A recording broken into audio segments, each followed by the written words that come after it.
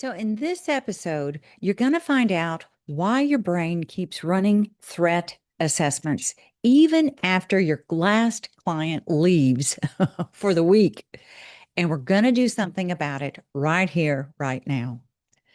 So, let's think about what it's supposed to feel like. Okay. After we've finished our client, after we're like, whoo, we've done the week.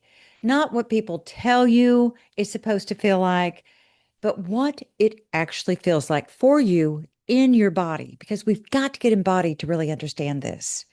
So let's imagine this. Your last session ends, your notes are filed, you close that laptop, and your body, for just a split second, your body softens, your jaw unclenches half a millimeter. Your shoulders maybe drop an inch or so. Some part of you deep down goes, whew, okay, we made it. But your brain, girl, that brain is still going, still running the reel. Did I say the right thing? Did I miss something on that intake? What's Monday going to demand? Oh, am I already behind? Was I enough this week? And here's the part that I need you to hear before I go a single step further today. You have probably been living in that split for so long that you've stopped even noticing.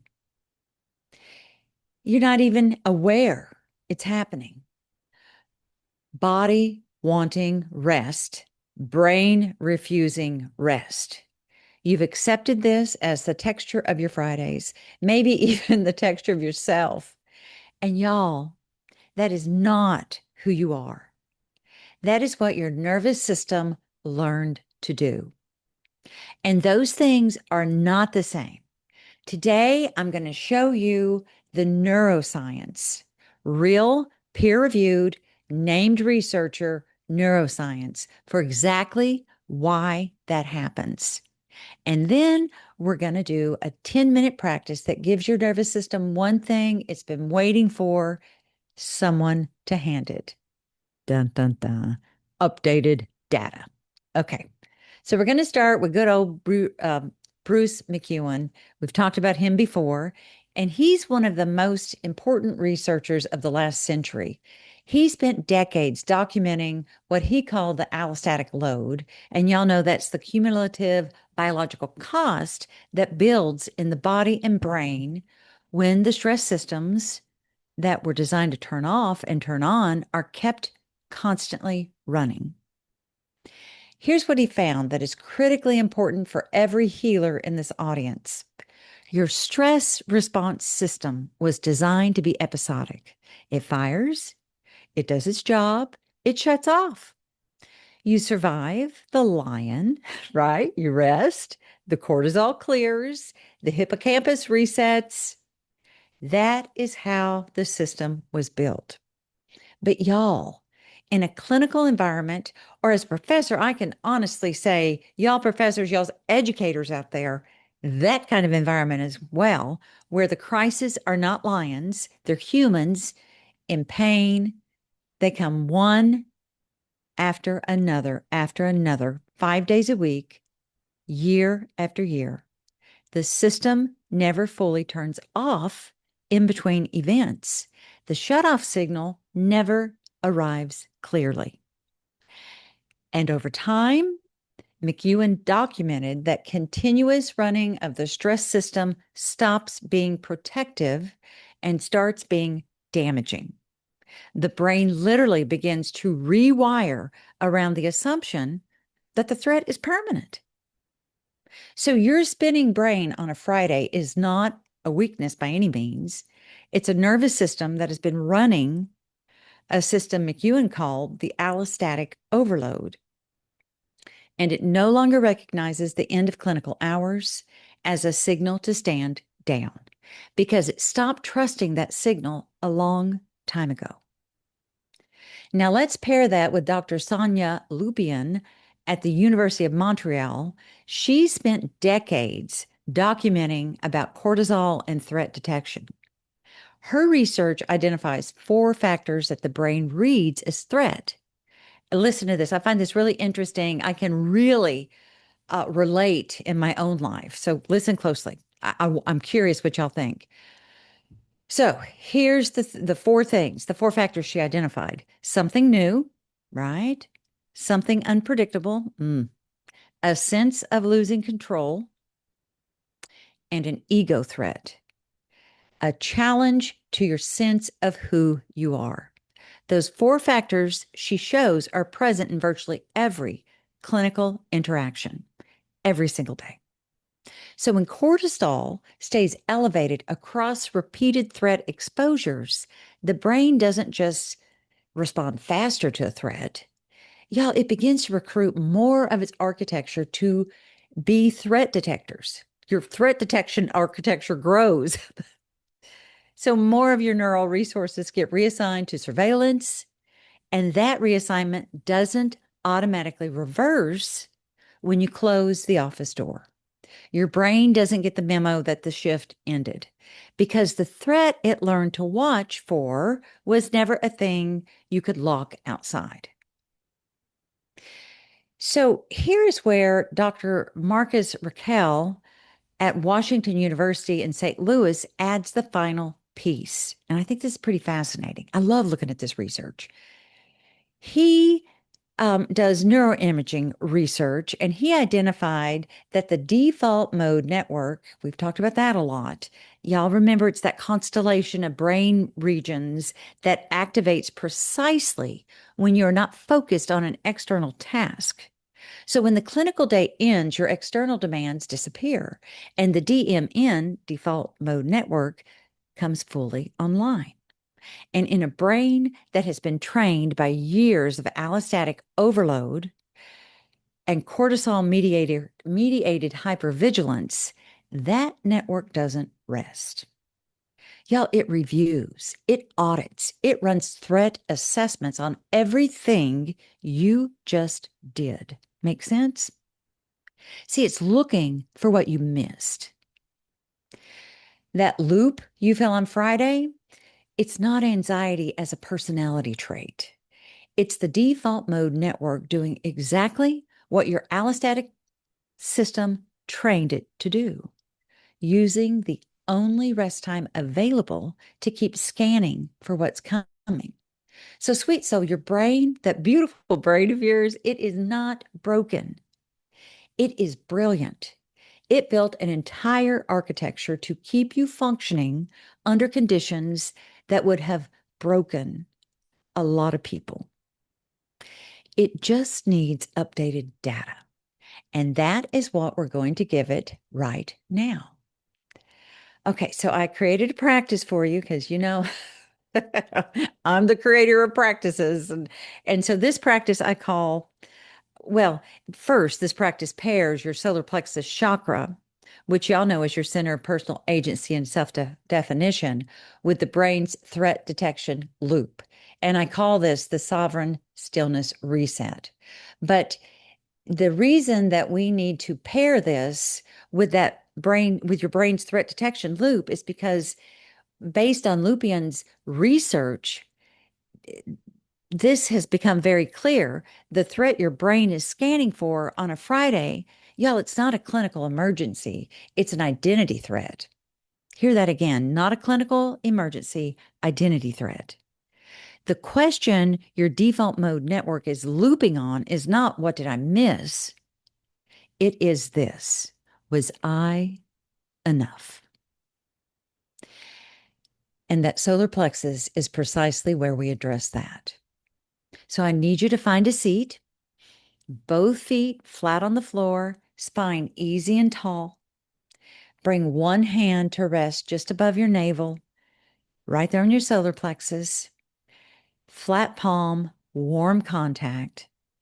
This is step one, the overload acknowledgement. And all you have to do is just say this out loud.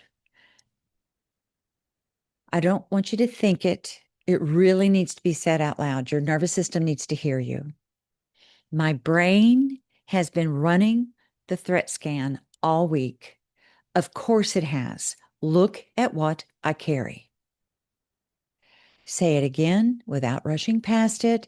Feel that. And I would even invite you, one hand on your solar plexus, one hand on your heart. Maybe you're, I'm right-handed, so whatever hand is your main, if you're right-handed or left-handed, put that hand on your heart, the other hand on your solar plexus, and say again, my brain has been running the threat scan all week. Of course it has. Look at what I carry.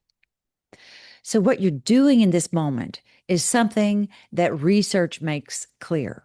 You're introducing a competing signal into the default mode network's self-referential loop. The network was auditing without your permission. You just stepped in front of it, named what it was doing, and removed the shame that was keeping the loop pressurized. When the audit is named and validated, other than fought, the cortisol-driven urgency that was fueling it begins to drop. Y'all, this isn't a metaphor. This is how the threat detection system recalibrates, and Lord knows we need that. Lord knows we need that. What you do is you give it a true account of what was demanded of it, and you stop treating it like an enemy.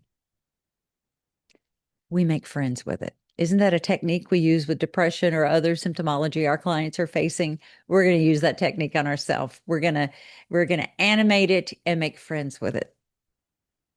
Step 2 is the identity anchor. And you keep that hand on your solar plexus, and I want one on your heart chakra too. I need your body to know you're talking to it. And right there in our sternum, that's a fast direction or fast connection to our vagus nerve. Keep your hands where they are. Press gently, and girl, not hard, just present. And I want you to feel something very specific. The slight rise and fall of your own abdomen under your palm. That movement, and this is exciting, that's your aliveness, not your productivity, not your case outcomes, not your billing hours, your aliveness right here, right now, outside of all of it. See, Dr. Lupien's framework tells us that one of the 4 threat factors, the one that keeps the cortisol running longest, is the threat to self, the question of who you are when you're not performing your function. The solar plexus practice addresses that threat directly, not with an affirmation, with sensation, with your own warm hand telling your nervous system, there is a you here that exists outside of work. She's here. She's real. The threat scan is looking in the wrong direction. So stay with that contact for 3 slow breaths, unhurried exhales, not deep breaths, just unhurried ones. Let each exhale be a little longer than the inhale. Step 3, the off-ramp statement. On your third eye, well, yes, we love our third eye, but we're not working there right now. We're working with our solar plexus and our solar plexus, and I've got your hand on your heart too. But on your third, let's try this. Exhale, say these words. The week is complete. What I carried was real. I am real outside of it. See, girl, that sentence right there is new data.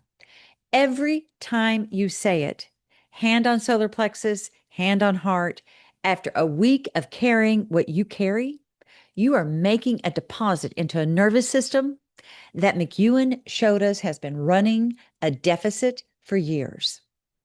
You are not doing positive thinking. You are doing neurological accounting. You are updating the allostatic ledger in a system that has been spending without a reset for far too long. So, my friend, that is the sovereign stillness reset. Your solar plexus meeting the allostatic brain, your own hand as a signal that the threat scan can finally stand down. So, sweet soul, 3 things I invite you to carry into this weekend. Your brain's inability to rest on Fridays is not a character flaw. It is allostatic overload, documented, named, researched, and it has a mechanism that can be interrupted. The default mode network does not run the threat audit because something is wrong with you. It runs because you gave it years of data saying threats don't end. You get to give it new data, starting right here. And the question your spinning brain is really asking is not, what did I miss? It is, was I enough? And sweet, beautiful soul, the answer to that question lives in your body, not in your case notes, your billing hours, your service, your performance. It's in your body. So I want you to go be soft with yourself this weekend. I want you to love on yourself. You, my friend, sweet soul, you have more than earned it.